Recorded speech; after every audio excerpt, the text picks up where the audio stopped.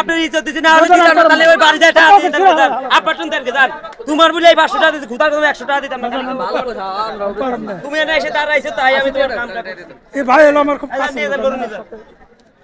দাম দেব না আর টান দেন না এই বাস্তে করছে তোমার এই 500 দিছি তোমার দেই বেটা বেশি দাম বলো এই মানে জোরা দিলে এখন কি বলেছ তাহলে আমরা জোরা বেচা বলো করছে তো হ্যাঁ আমি বাজার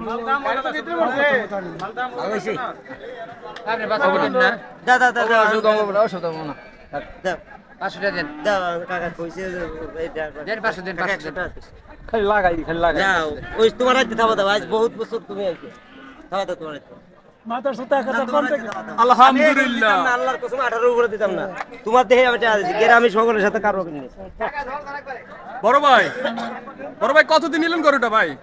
ভাই এটা দাম ফাটানো যাবে না ভাই এটা লইছে আমার আবার বেচা লাগবে ভাই বুঝছেন হ্যাঁ এটা দাম ফাটানো যাবে না ভাই আমরা ব্যাপারী যা দাম পাঠানো যাবে না।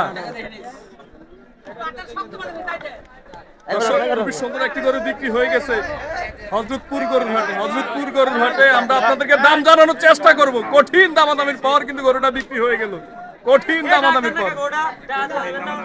দামাদামির পর গরুটা বিক্রি হয়ে গেল হযরতপুর গরুর হাটে। কত বিক্রি হয়েছে যিনি কিনছে তিনি বলে যায় নাই, যিনি বলছে দাম বলা যাবে না, কিন্তু আমরা দাম জানার চেষ্টা করব। দর্শক আমাদের সাথে থাকুন, আমরা দেখি কত বিক্রি হয়েছে, ওনাদেরকে জিজ্ঞেস করি কত বিক্রি হয়েছে গরুটা। 19000 1,19,000 1,19,000 কত দাম চাইছিলেন?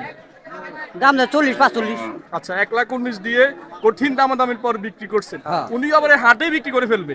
আটে ঘরে বাজে করবো দেখানে